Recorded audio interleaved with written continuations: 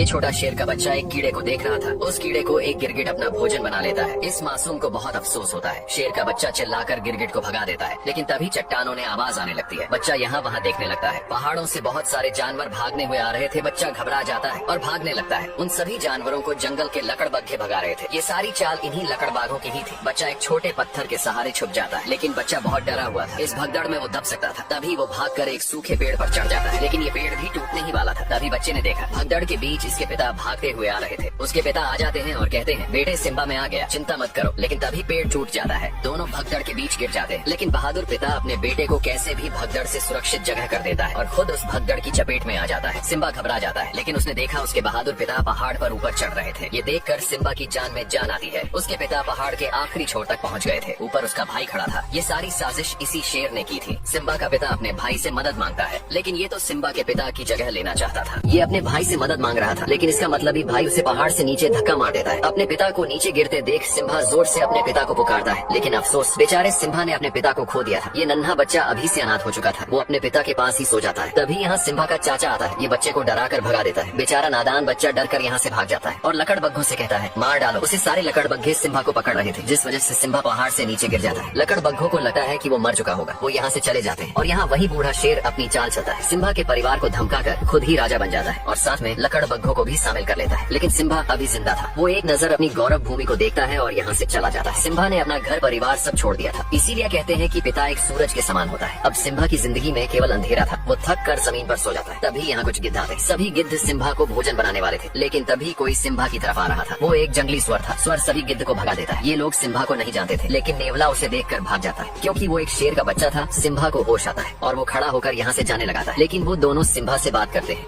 अब सिम्बा यहाँ से उदास होकर जा रहा था, लेकिन नेवला और स्वर सिम्बा के एक अच्छे मित्र बन जाते हैं। उसे हौसला देते हैं। कहते हैं, जिंदगी में हर कोई अपनों को खोता है। इस रीति को कोई बदल नहीं सकता और तुम तो एक बहादुर राजा के बेटे हो। ये सुनकर सिम्बा अच्छा महसूस करता है। वो दोनों उसे अपने जंगल लेकर जाते हैं, जो जंगल बेहद प्यारा था। सिम्बा को ये जंगल बहुत पसंद आता है। सभी जानवर सिम्बा को देख हैरान थी कि आखिर एक शेर का बच्चा हमारा दोस्त कैसे बन सकता है। लेकिन जो भी हो, सब मिलकर रहते हैं और साथ मिलकर भोजन करते हैं। धीरे धीरे सिम्बा अब बड़ा हो चुका था, जो बिल्कुल अपने पिता मुफासा की तरह दिख रहा था। और यहाँ पर सिम्बा के चाचा ने भौकाल मचा रखा था। लकड़बग्घों के साथ मिलकर जानवरों का शिकार कर रहा था। ये एक बेईमान और अपने भाई का हत्यारा था। इनको शिकार करते हुए एक पक्षी देख लेता है और सिम्बा का परिवार भूखा मर रहा था। इनको वो शेर शिकार नहीं करने देता था। तभी वही पक्षी सिम्बा के परिवार के पास आता है और इनको सारी बात बता देता है। लेकिन तभी यहाँ लकड़बग्घे आ जाते हैं, उसे पकड़ने लगते हैं। पक्षी यहाँ से भाग जाता है। सिम्बा का परिवार बेबस और लाचार था। ये लोग कुछ नहीं कर सकते थे, क्योंकि उस हरामी शेर ने इनके ऊपर दबाव बना रखा था। वो राजा बन चुका था। तभी एक शेरनी कहती है, हमें कुछ करना होगा। हमें हाथ पे हाथ रखकर नहीं बैठे रहना चाहिए। अब सिम्बा की माँ कहती है, ये हमारी गौरव भूमि है, हमें इसकी हिफाजत करनी चाहिए। समय बहुत बलवान होता है, लेकिन नाला शेर से युद्ध करने को कहती है। तभी इनके पास लकड़बग्घा आता है और कहता है, महाराज तुमको बुला रहे हैं। सिम्बा की माँ उस बूढ़े शेर के पास जाती है। बूढ़ा शेर अपने शिकार को खा रहा था और कहता है, कौन सी योजना बना रहा है तुम्हारा डरपोक परिवार। सिम्बा की माँ कहती है, तुम हद से ज्यादा शिकार कर रहे हो। शेर कहता है, शिकार नहीं करेंगे तो भूखे मर जाएंगे। हमारा काम ही है किसी को मार कर अपनी भूख मिटाने। सिम्बा की माँ कहती है, इस तरह शिकार नहीं किया जाता जिस तरह तुम कर रहे हो। शेर कहता है, तुमने मुझे ठुकरा कर मुफासा को चुना था, अब तो वो डरपोक भी मर चुका है। सिम्बा की माँ कहती है, वो डरपोक नहीं, एक बहादुर और ताकतवर राजा थे। तभी शेर गुस्से से कहता है, आज के बाद पहले लकड़बग्घे भोजन खाएंगे और उसका बचा हुआ तुम और तुम्हारा परिवार खाएगा। सभी लकड़बग्घे खाने के लिए टूट पड़ते हैं और यहाँ सिम्बा को दिखाया जाता है, जो पूरी तरह से बदल चुका था। इसे अपने परिवार की याद तक नहीं आ रही थी। वो भूल गया था सब।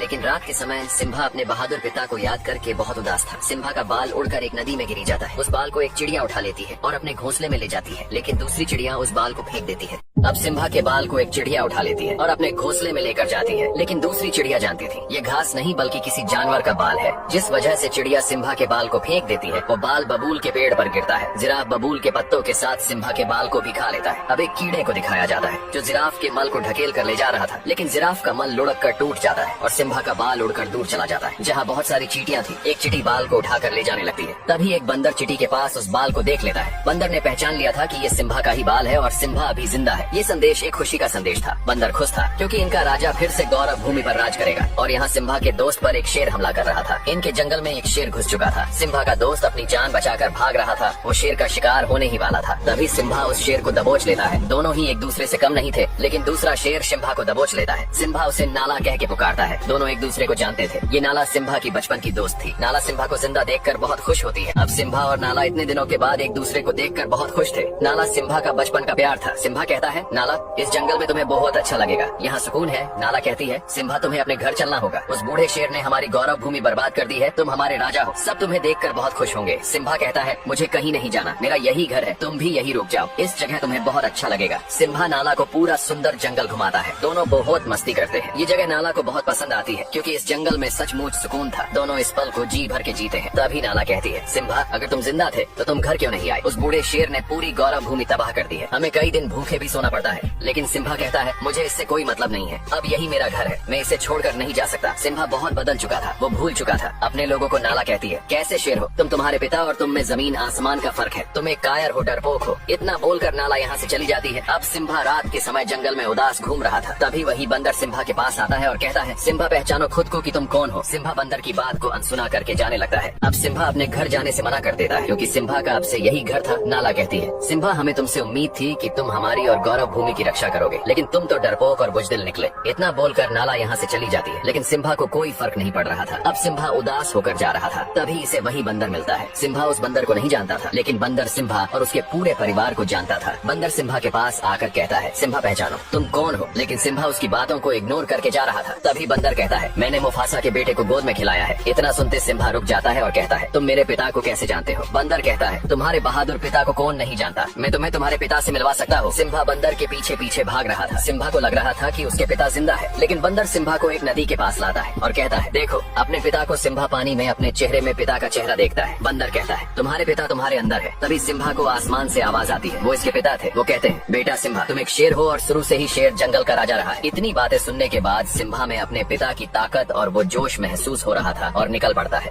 अब सिम्बा निकल पड़ता है अपनी उस पावन धरती की तरफ जिसने वर्षों पहले छोड़ दिया था। सिम्बा एक गहरी दहाड़ लगाता है, ये ऐलान करने के लिए कि अपने जंगल की रक्षा के लिए सिम्बा तैयार है। ये था सिम्बा का जुनून। सिम्बा के दोस्त उसे जाते हुए देख रहे थे। सिम्बा वर्षों बाद अपनी पावन धरती की तरफ जा रहा था जिसके अंदर साहस और बल दोनों था। सिम्बा नाला के पास पहुंच गया था। दोनों निकल पड़ते हैं अपने घर की तरफ। भले ही इस कहानी में सिम्बा का पिता मुफासा नहीं था, लेकिन मुफासा का बेटा सिम्बा था, जो एक नई उम्मीद था। दोनों अपनी गौरव भूमि पहुंच जाते हैं, लेकिन सिम्बा अपनी गौरव भूमि को देखकर बिल्कुल भी खुश नहीं था। उसकी भूमि पूरी तरह से बंजर हो चुकी थी, बहुत सारे जानवर मारे गए थे। नाला कहती है, सिम्बा अब क्या करोगे? सिम्बा कहता है, अपनी भूमि की रक्षा करूंगा, जो जिम्मेदारी मुझे मेरे पिता ने दी है। नाला कहती है, मैं भी इस लड़ाई में तुम्हारे साथ हूँ। तभी वही पक्षी सिम्बा के पास आता है, जो ये भी सिम्बा के परिवार का हिस्सा था। ये सिम्बा का तहे दिल से स्वागत करता है और कहता है, महाराज वो दिन फिर से लौट आए हैं और सिम्बा के दोस्त भी इस लड़ाई में साथ खड़े रहने वाले थे। सिम्बा उनको वापस अपने जंगल लौटने को बोलता है, लेकिन वो दोनों कहते हैं, हम जब तक जिंदा हैं तब तक तुम्हारे साथ रहेंगे। इस युद्ध में सब सिम्बा के साथ खड़े थे। सिम्बा सभी को अपने साथ लेकर जाता है। अब इस युद्ध में सभी जानवर सिम्बा के साथ कंधे से कंधा मिलाकर खड़े थे। सिम्बा सभी को अपने साथ लेकर जाता है, लेकिन सामने कुछ लकड़बग्घे भोजन कर रहे थे। सिम्बा लकड़बग्घों का ध्यान भटकाने के लिए अपने दोस्तों से कहता है। नेवला और सुअर उनका ध्यान भटका रहे थे। सभी लकड़बग्घे उन दोनों को पकड़ने लगते हैं। सिम्बा नाला के साथ दूसरे रास्ते निकल पड़ता है। वही बंदर सब कुछ देख रहा था। वो समय आ गया था। बंदर अपना हथियार निकालता है, जिसने वर्षों पहले मुफासा के मरने के बाद हथियार को छोड़ दिया था। बंदर भी इस लड़ाई में सिम्बा के साथ था और यहाँ बूढ़ा शेर सिम्बा की माँ को अपनी रानी बनाने की जिद कर रहा था और कहता है, इस पूरे जंगल में मुझसे ज्यादा ताकतवर कोई जानवर नहीं है। सिम्बा की माँ कहती है, ताकतवर राजा वही होता है जिसमें प्रजा की और अपने राज्य की फिक्र होती है। ये कहता है, मैं मुफासा से ज्यादा ताकतवर हूँ। सिम्बा की माँ कहती है, तुम मुफासा के आगे एक भीगी बिल्ली हो। तभी वो शेर गुस्से से सिम्बा की माँ पर हमला करने लगता है। इस शेर की नीयत खराब थी। जिसकी नीयत ही खराब हो वो अपनी प्रजा की रक्षा कभी नहीं कर सकता है। तभी दहाड़ता हुआ सिम्बा यहाँ आता है। बूढ़ा शेर देखकर डर गया था। इसे लग रहा था कि वो मुफासा है। तभी सिम्बा कहता है, दूर रहो मेरी माँ से। सिम्बा की माँ वर्षों बाद सिम्बा को देखकर बहुत खुश होती है। अब सिम्बा दहाड़ता हुआ यहाँ आता है। बूढ़ा शेर उसे देखकर डर गया था। इसे लग रहा था कि वो मुफासा होगा। सिम्बा कहता है, दूर रहो मेरी माँ से। सिम्बा की माँ वर्षों बाद सिम्बा को देखकर बहुत खुश थी। जो दिया वर्षों पहले बुझ गया था वो फिर एक नई रोशनी लेकर आया था। बूढ़ा शेर कहता है, भतीजे तुझे जिंदा देखकर बहुत खुशी हुई। सिम्बा कहता है, कोई एक वजह बताओ चाचा कि तुम्हें जिंदा छोड़ दूं। बूढ़ा शेर कहता है, ये मत भूलो तुम जंगल के राजा के सामने खड़े हो। तभी नाला कहती है, अब से हमारा राजा सिम्बा है, उसके लिए हमें भले ही युद्ध ही क्यों न करना पड़े। सिम्बा का परिवार भी युद्ध के लिए तैयार था। सिम्बा कहता है, हार मान लो चाचा। बूढ़ा शेर कहता है, मैं नहीं चाहता कि मेरे हाथ हो, तुम सब मारे जाओ। तुम सब मेरा परिवार हो और क्या तुम सबको पता है तुम्हारे सिम्बा ने क्या किया है भतीजे? तुमने इनको बताया नहीं कि तुम अपने पिता मुफासा के हत्यारे हो। अपना गुनाह कबूल करो और बताओ सबको कि तुम्हारी वजह से हमारे महान राजा मारे गए। सिम्बा का पूरा परिवार सिम्बा को देख रहा था। तभी सिम्बा कहता है, हाँ मेरी वजह से मारे गए थे मेरे पिता। तभी बूढ़ा शेर कहता है, आखिर कर लिया कबूल, हत्यारा है ये अपने पिता का। इसी की वजह से आज महाराज हमारे बीच नहीं रहे। ये क्या राजा बनेगा जिसने अपने पिता को ही निगल लिया। बूढ़ा शेर सिम्बा की बातों को दबाता हुआ उसे पीछे लेकर जा रहा था। सिम्बा घबरा गया था और कहता है, मैं राजा नहीं बनूंगा। अब बूढ़ा शेर सिम्बा की बातों को दबाते हुए उसे पीछे लेकर जा रहा था और जोर से चिल्लाकर कहता है, झुकाओ अपने सर को। तभी सिम्बा का पैर फिसल जाता है। सिम्बा चट्टान पर लटका हुआ था। यहाँ जोर की बिजली कड़कती है। ये वो आखिरी पल था जिसमें एक पापी का अंत तय था। बूढ़ा शेर कहता है, ये नजारा मैंने वर्षों पहले देखा था, बिल्कुल तुम्हारी तरह ही मुफासा ने मेरी आंखों में देखा था। बूढ़ा शेर उछलकर सिम्बा के पंजों को दबा लेता है और कहता है, एक राज की बात बताऊं भतीजे, तेरे बाप मुफासा को मैंने ही मारा था। इतनी बात सुनते ही सिम्बा अपने पिता के उस दुख भरे पल को याद करने लगता है। तभी सिम्बा जबड़े से उसके बाल पकड़कर ऊपर आ जाता है और चिल्लाकर कहता है, कैसे भाई हो तुम, अपने सगे भाई की ही हत्या कर दी। बूढ़ा शेर कहता है, ये झूठा बोल रहा है, इसकी बात मत सुनो। तभी सिम्बा की माँ कहती है, तुमने मुफासा को नहीं मारा तो उनकी आंखों में कैसे देखा। बूढ़े शेर का अंतिम समय आ चुका था। तभी बूढ़ा शेर लकड़बग्घों से कहता है, मार डालो सबको। सभी लकड़बग्घे सिम्बा के ऊपर टूट पड़ते हैं, लेकिन सिम्बा सभी लकड़बग्घों को जबड़े से दबाकर फेंक रहा था। नाला अपने परिवार को हमला करने को कहती है। सिम्बा का पूरा परिवार लकड़बग्घों पर टूट पड़ता है। ये था एक भीषण युद्ध जो सत्य और असत्य के बीच हो रहा था। सभी लकड़बग्घे सिम्बा को नोच रहे थे।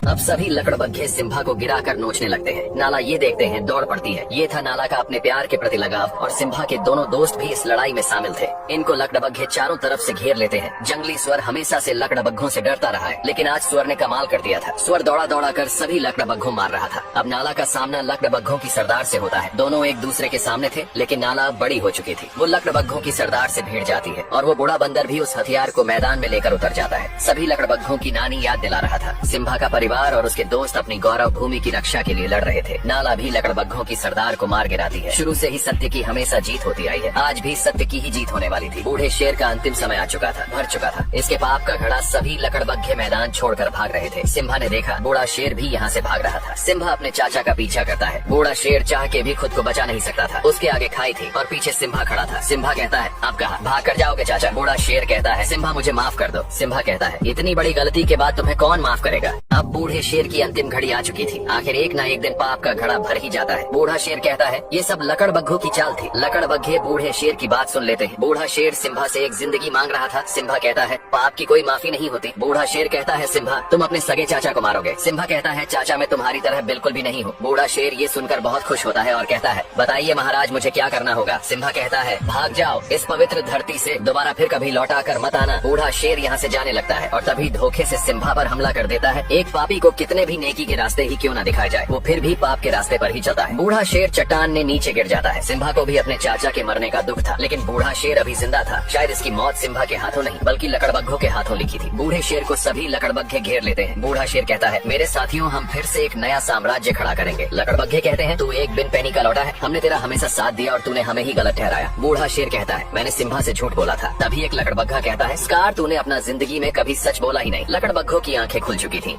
सभी लकड़बग्घे बूढ़े शेर पर टूट पड़ते हैं। ये था एक बुराई का अंत। इस लड़ाई में फिर से अच्छाई की ही जीत हुई थी। अब सिम्बा अपने परिवार से मिलता है। सिम्बा का परिवार फिर से एक जीती जागती जिंदगी जीने वाला था। सिम्बा उस बंदर से भी मिलता है जिसने सिम्बा को हौसला दिया, उसे उसकी पहचान बताई। आखिर एक सच्चा राजा वही होता है जिसमें अपने प्रजा और गौरव भूमि की फिक्र हो। ये सब सिम्बा के अंदर था। वो एक वीर सम्राट था, एक वीर योद्धा था और इस गौरव भूमि का एक राजा भी था। सिम्बा के राजा बनने से सभी जानवर बहुत खुश थे। जिस जिंदगी को डर कर जिया करते थे, अब उस जिंदगी को खुलकर जीने का समय आ गया था। सिम्बा और नाला के प्यार से एक प्यारा बच्चा हुआ। सिम्बा के बाद इस गौरव भूमि की रक्षा करने वाला सम्राट। ये स्टोरी यहीं पर समाप्त होती है। फिर से लौटेंगे ऐसी ही एक मुफासा की बचपन की